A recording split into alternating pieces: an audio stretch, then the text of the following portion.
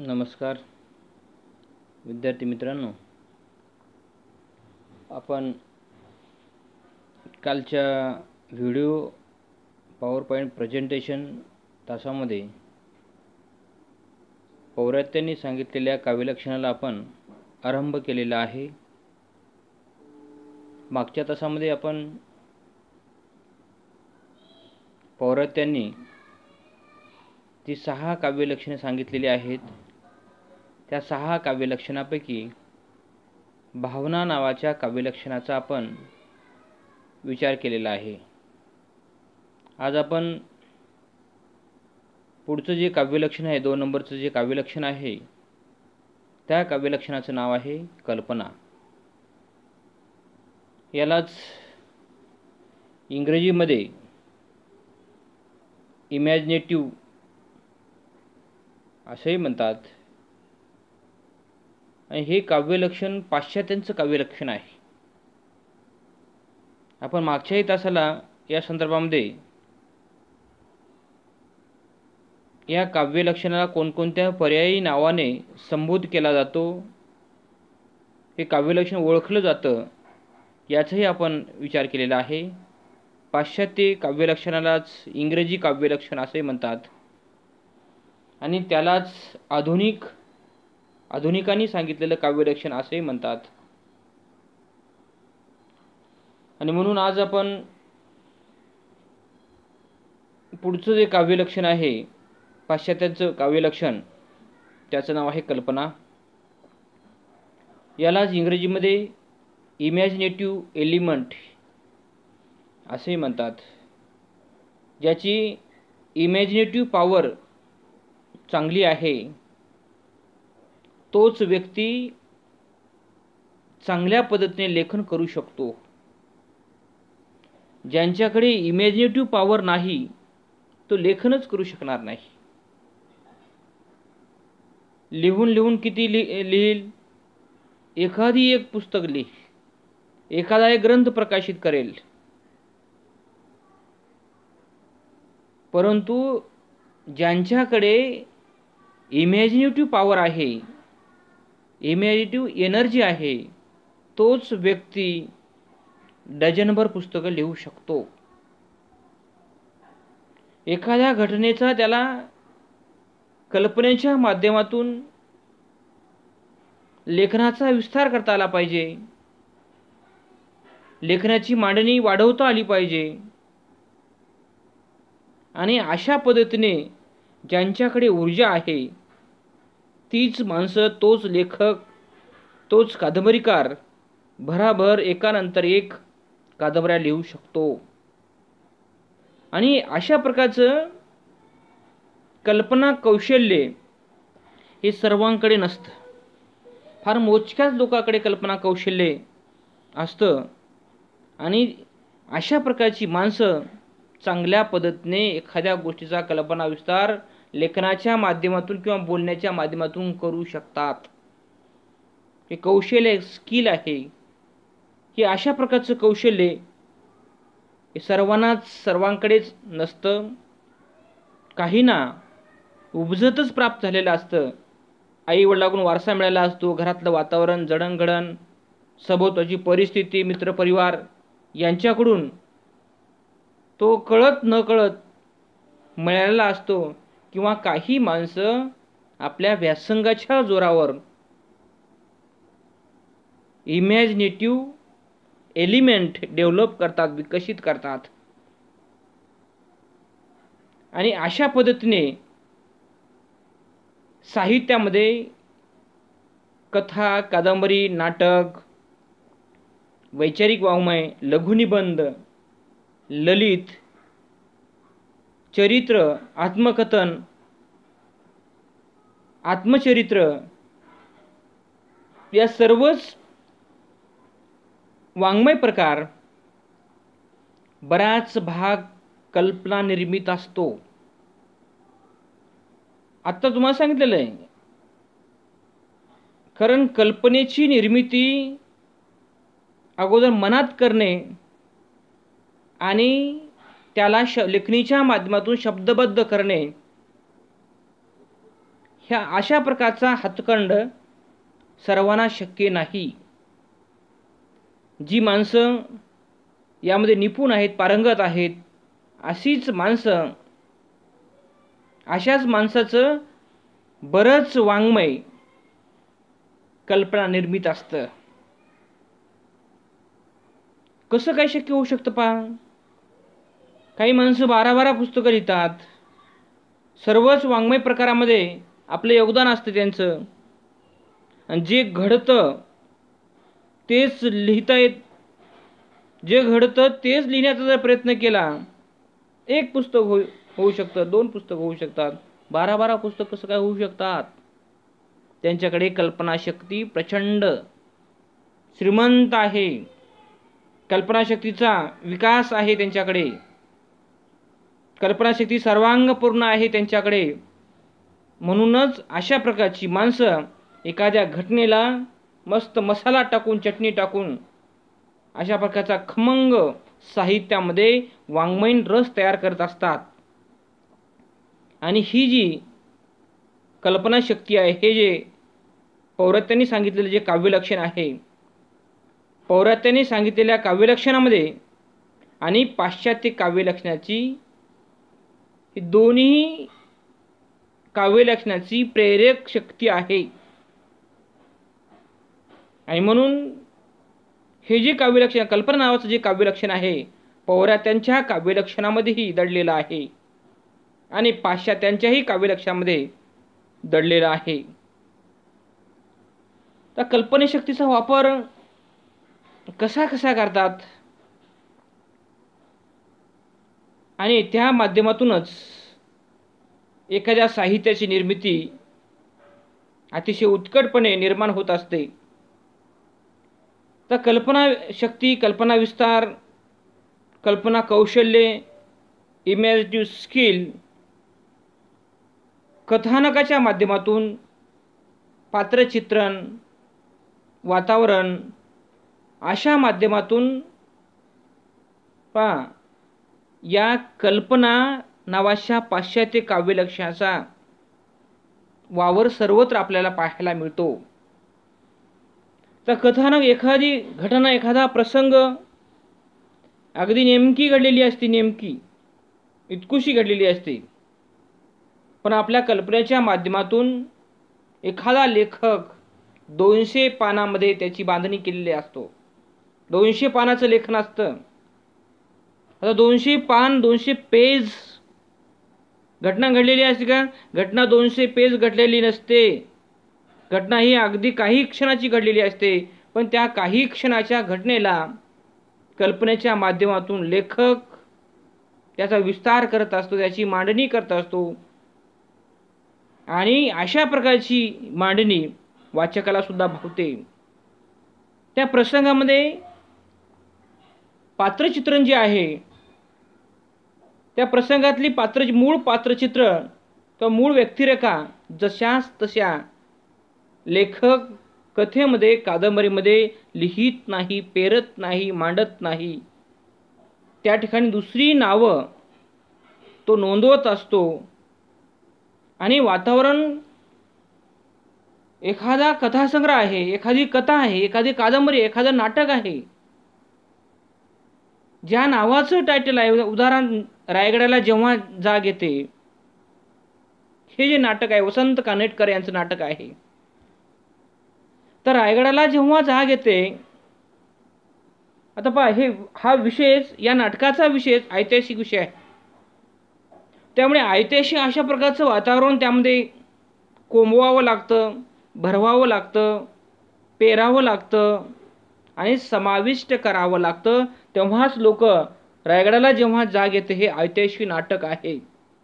इतिहासामध्ये ज्या ज्या पद्धतीचं वातावरण आहे, त्या त्या पद्धतीचं वातावरण त्यामध्ये आलं पाहिजे, त्यासाठी लेखक आटोकाट प्रयत्न करत असतो. तर वसंत कानेटकरांचं दुसरं नाटक आहे प्रेमा तुझा रंग कसा. तर नावच आहे प्रेमा तुझा रंग कसा. यामध्ये प्रेमाच्या जाणीवा, प्रेमाचं वातावरण, शृंगारिकता, लावण्य, रमणीयता, गोचरता अशा पद्धतीचं वातावरण हे त्या ठिकाणी मूळ घटनेमध्ये जरी घडलेलं नसलं मूळ घटनेमध्ये जे वातावरण जरी नसलं तरी वातावरण त्या लेखकाला तयार करावं लागतं, तरच वाचक वाचतात, अन्यथा वाचत नाहीत. कौशल्य या माध्यमातून अशा प्रकारची निर्मिती लेखक करत असतो. त्या कल्पनेच्या माध्यमातूनच लेखक लिहिण्यामध्ये मध्ये मध्ये उपमा असतात, मध्ये मध्ये रूपक असतात, मध्ये मध्ये उत्प्रेक्षा असतात, मध्ये मध्ये अलंकार असतात. हे सामान्य माणसालाही शक्य नाही. ज्यांच्याकडे उत्कट कल्पनाशक्ती आहे अशीच माणसं अशा पद्धतीचं प्रभावी आणि परिणामकारक, उत्कट आणि जिवंत चित्रण करू शकतात कल्पनेच्या माध्यमातून. आणि कल्पना काव्यलक्षणाचा आपण जेव्हा विचार करतो तेव्हा कल्पना या पाश्चात्य काव्यलक्षणाच्या बाबतीमध्ये पाश्चात्य अभ्यासक, त्याचं नाव आहे हॅझलिट. हॅझलिट म्हणतो, poetry is the language of the imagination. काव्यामध्ये कल्पना नावाचा घटक हा महत्त्वाचा असतो, हा महत्त्वपूर्ण असतो. कल्पनेच्या माध्यमातून उदाहरणामध्ये आपल्याला फुलराणी कवितेचं आपलं नाव घेता येईल. हिरवे हिरवे गार गालीचे, हरित तूर्णाच्या मखमालीचे, त्या मखमालीवरतीही फुलराणी खेळत होती. त्या बालकवीला साधं फूल, या साध्या फुलाची मांडणी बालकवीनं कल्पनेच्या माध्यमातून कशी केली पहा. साधं फूल, साध्या फुलाकडे बालकवी अशा पद्धतीने पाहिले पहा. हिरवे हिरवे गार गालीचे, त्यांची कल्पनाशक्ती, त्यांची विचारशक्ती ही अशा पद्धतीने काव्यामध्ये, साहित्यामध्ये लेखक मांडणी करत असतात. आणि अशा प्रकारची मांडणी केल्यामुळे प्रत्येकालाच साहित्य, काव्य हवंसं वाटतं आणि वाचावंसं वाटतं. दुसरे एक अभ्यासक आहेत, कोर्ट होप नावाचे अभ्यासक आहेत. Expression of imagination, expression of imagination. कल्पना प्रत्येकाकडे असते, कोणाकडे थोडी असते, कोणाकडे जास्त असते, कल्पना असतेच. पण ती कल्पना, आपल्यातली कल्पनाशक्ती आपल्याला शोधता आली पाहिजे. कल्पनाशक्तीचा शोध घेता आला पाहिजे. आणि त्याचा शोध घेऊन उपयोग नाही, आणि त्याचा वापर सुद्धा करता आला पाहिजे योग्य ठिकाणी, सुनियोजित त्याचा विनियोग त्या त्यावेळी त्या त्या प्रसंगानुसार प्रत्येक लेखकाला करता आला पाहिजे. आणि एक्सप्रेशन ऑफ इमॅजिनेशन, कल्पनेचं विश्लेषण करणं हे सर्वांनाच शक्य नाही. कल्पनेचं विश्लेषण करणं, कल्पनेचा विकास करणे आणि कल्पनेची शब्द गुंफण करणे हे जिकरीचं काम आहे, एक आव्हान आहे. कारण कल्पनेचा वापर सुद्धा आवश्यक तिथेच केला पाहिजे. अनावश्यक तिथे जर कल्पनेचा जर वापर केला ती अतिशयोक्ती होऊ शकते. ते वाचकाला वाचावंसं वाटत नाही आणि त्यामध्ये भडकपणा येतो. म्हणजे अशा पद्धतीने आपण ज्या ज्या घटकाचा, ज्या लक्षणाचा आपण एखाद्या वाङ्मय प्रकारामध्ये जेव्हा वापर करतो तेव्हा अशा वेळी, कारण आपण ज्या निकषाचा वापर करतो ते निकष सुद्धा संतुलित असलं पाहिजे. अतिशयोक्ती किंवा अतिरेक होता कामा नये. अशा प्रकारचं तत्व, अशा प्रकारचं लक्षण, अशा प्रकारचं काव्यतत्व अशा पाश्चात्य अभ्यासकांनी वापरलेलं आहे. ज्या पद्धतीने कल्पना हे काव्यलक्षण पाश्चात्याने वापरलेलं आहे, त्याच पद्धतीने पौरात्यांनी सुद्धा वापरलेलं आहे. तुम्ही नासी फडकेंचं जर त्यांचं संपूर्ण वाङ्मय जर पाहिलं, त्यांचं नासी फडकेचं संपूर्ण वाङ्मय कल्पना गुंठित आहे, कल्पनेवर आधारित आहे, मनोरंजन आहे. यांनी कलेची मांडणी कल्पनेच्या माध्यमातून वाचकाच्यापर्यंत पोहोचवण्याचं काम केलेलं आहे. म्हणून आता समजा 500 पानाची एखादी कादंबरी, 1000 पानांची कादंबरी ही वस्तुनिष्ठपणे लिहिणं शक्य नाही.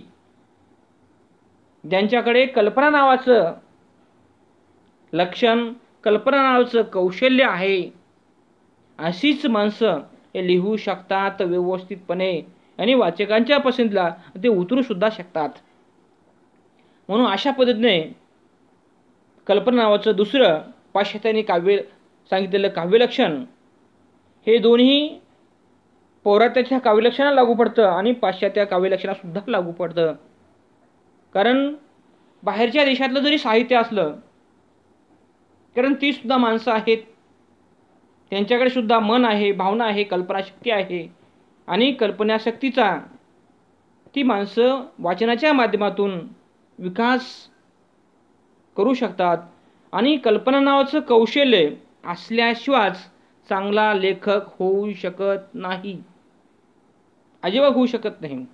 एखाद्या लेखकाला, एखाद्या साहित्यिकाला साहित्याच्या क्षेत्रामध्ये, वाङ्मयाच्या क्षेत्रात उत्तुंग भरारी जर घ्यायचा असेल,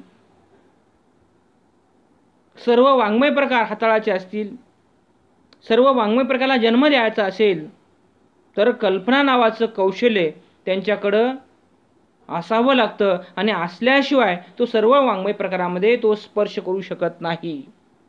म्हणून हे दुसरं काव्यलक्षण सुद्धा दोन्ही काव्यलक्षणाच्या बाबतीमध्ये अतिशय उपयुक्त आहे आणि याचा विचार सुद्धा आपण सर्व वाङ्मय प्रकारामध्ये, आपण दोन्ही वाङ्मय प्रकारामध्ये करत असतो. त्यानंतर तिसऱ्या पाश्चात्याने सांगितलेल्या तिसऱ्या काव्यलक्षणाचा आपण विचार करणार आहोत.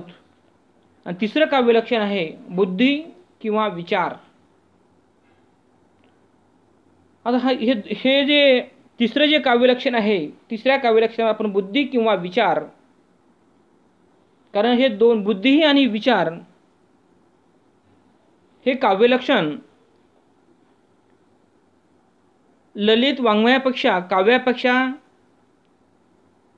किंवा पौरात्य वाङ्मयापेक्षा किंवा पाश्चात्य वाङ्मयापेक्षा शास्त्रीय वाङ्मयास पोषक हा विचार आहे. तर बुद्धी विचार, कारण साहित्यामध्ये, वाङ्मयामध्ये विचार असतोच.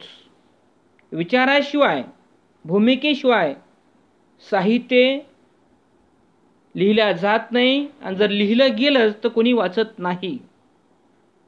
या लेखकाला भूमिका नाही, हा लेखक भूमिकानिष्ठ नाही, भूमिका घेऊन लिहित नाही, अशा प्रकारची ओरड वाचक करत असतात.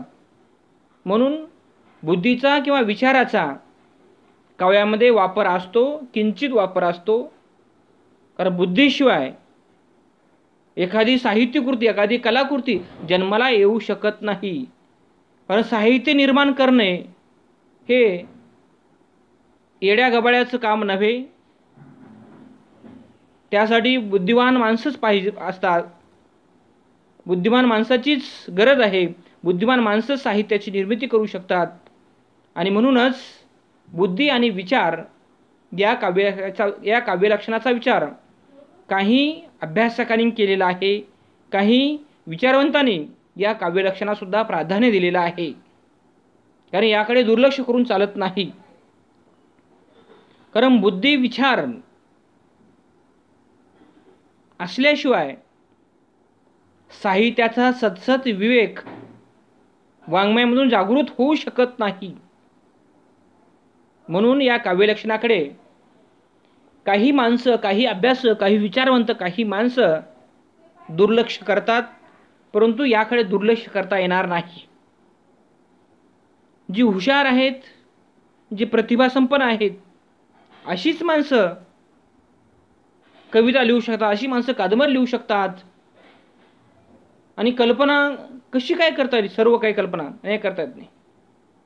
कारण बुद्धीच्या सभोवताली, भोवताली कल्पनेचं आवरण असतं, कवच असतं, पण मूळ बुद्धी असतेच. बुद्धीशिवाय कविते निर्मिती होऊ शकत नाही. आणि कोर्टहोप नावाचा अभ्यासक या काव्यलक्षणाच्या बाबतीमध्ये त्यांनी व्याख्या केली पाहिजे, expression of imaginative thought. Expression of imaginative thought. साहित्यामध्ये कल्पना असते आणि कल्पनेसोबत विचारसुद्धा असतो.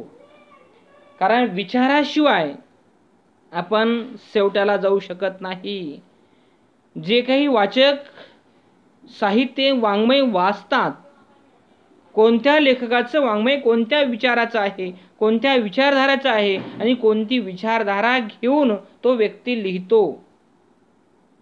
काही लेखकाकडे शहरी विचारधारा आहे, काही लेखकाकडे ग्रामीण विचारधारा आहे, काही लेखकाकडे सामाजिक विचारधारा आहे, काही लेखकाकडे राजकीय सांस्कृतिक विचारधारा आहे आणि काहीकडे शैक्षणिक विचारधारा आहे. ही अशा प्रकारची विचारधारा घेऊन लेखक लिहितात आणि म्हणूनच आपण या लेखकाचं आपण वाचतो. उदाहरण नादो मानोर ग्रामीण निसर्ग कवी आहेत, बालकवी निसर्ग कवी आहेत. विठ्ठल वाघ ग्रामीण कवी आहेत. अशा प्रकारची अनेक नावं सांगता येईल आपल्याला. उदाहरण परभणीमधले इंद्रजित भालेराव ग्रामीण कवी आहेत. ही अशा प्रकारची ही विचारधारा त्यामध्ये दडलेली असते आणि म्हणूनच आपण त्या दृष्टीने विचार करत असतो. म्हणून विचाराशिवाय काव्य अशक्य आहे. त्यामध्ये विचार असला पाहिजे आणि वाचक जे वाचतात काहीतरी विचार मिळावेत, काहीतरी स्वतःचं प्रबोधन व्हावं, काहीतरी मंथन व्हावं आणि काहीतरी आपण उपदेशित व्हावेत, हा वाचकाचा उद्देश असतो.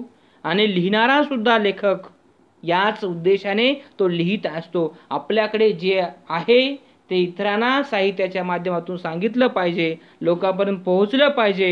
हे अशा प्रकारचं वाङ्मय लोकांना अपेक्षित आहे आणि लेखकांना सुद्धा अपेक्षित आहे. म्हणूनच हा जरी विचार हे जरी काव्यलक्षण बुद्धी किंवा विचार नावाचं काव्यलक्षण साहित्य आणि वाङ्मयाला तितकंसं पोषक जरी नसलं तरी शास्त्रीय वाङ्मयास पुरेपूर पोषक आहे. शास्त्रीय वाङ्मय गणित, इतिहास, विज्ञान, भूगोल या सोशल सायन्स सामाजिक शास्त्रासाठी तर हे काव्यलक्षण पुरेपूर उपयुक्त आहे. वाङ्मयासाठी नाही असं नाही, याचा वापर निश्चितपणे होतोच, पण तो आपला कळत नाही, आपल्या लक्षात येत नाही. आपण जर या जाणीवा जर शोधण्याचा जर प्रयत्न केला निश्चितपणे हे काव्यलक्षण कळत न कळतपणे काव्यामध्ये सुद्धा पौरात्यांच्या आणि पाश्चिमात्य साहित्यामध्ये सुद्धा आढळून येतं. आपण आता पुढच्या काव्यलक्षणाकडे वळणार आहोत आणि त्या काव्यलक्षणाचं नाव आहे लयबद्धता. त्यालाच गेयबद्धता म्हणतात, त्यालाच वृत्तबद्धता असे म्हणतात. हे 4 क्रमांकाचं 4थं काव्यलक्षण आहे. तर नावातच काव्यलक्षण कसं आहे पहा, लयबद्धता, गेयबद्धता आणि वृत्तबद्धता. हे अशा प्रकारचं वैशिष्ट्य शास्त्रामध्ये दिसून येत नाही. लयबद्धता, गेयबद्धता आणि वृत्तबद्धता हे फक्त वाङ्मयामध्येच दिसून येतं. ते वाङ्मय पौरात्य असू द्या आणि ते वाङ्मय पाश्चात्य असू द्या. कार्लाइल नावाचा अभ्यास म्हणतो पोएट्री द म्युझिकल थॉट. आपण एखादी कविता आहे, ती कविता आपण चालीवर लावतो, त्याला लयबद्धता म्हणतात. तीच कविता गाऊन दाखवतो, गाऊन म्हणतो आपण, गाऊन अध्यापन करतो, ती गेयबद्धता आहे. आणि वृत्तबद्धता म्हणजे एमक एखादी ओळ समजा ना आले असेल, उदाहरणामध्ये माझे हृदय शब्दबद्धता, त्याने मलाच केली कर्मबद्धता. ही अशा प्रकारची वृत्तबद्धता प्रत्येक कवीच्या कवितेमध्ये येत असते. काही कवी प्रत्येकाची लिहिण्याची ही पद्धत वेगवेगळी असते. काही अनुप्रास, काही गेयबद्धता पण लिहितात, काही अनुप्रास पद्धतीने लिहितात, काही वृत्तबद्ध पद्धतीने लिहितात, काही मुक्त छंदात्मक सुद्धा लिहितात, काही मुक्त छंदात्मक लिहितात. आता तर इतके लिहायला लागलेले आहेत की अगोदरचे जे वाङ्मय प्रकार होते ते आता अगोदरचे वाङ्मय प्रकार नव्या कवीसाठी ते फिके पडायला लागलेले आहेत. नवी मुलं, नवी माणसं खूप वाचन करायला लागलेली आहेत. वेगवेगळे वाङ्मय प्रकार धुंडाळा लागलेले आहेत, कंगोरे शोधा लागलेले आहेत आणि सर्व वाङ्मय प्रकार वाचून सर्व वाङ्मय प्रकारचा आवाका कवेत घेत घेत नवा वाङ्मय प्रकार जन्माला घालत आहे. नवा वाङ्मय प्रकार जन्माला घालत आहे. त्याचं आपलं उत्तम उदाहरण सांगता येईल. सध्याचे नवीन कवी आहेत संदीप जगदाळे नावाचे कवी आहेत.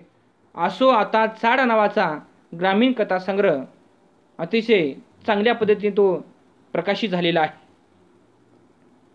आणि म्हणूनच कोणाच्या लेखनामध्ये कवितेमध्ये लय असते,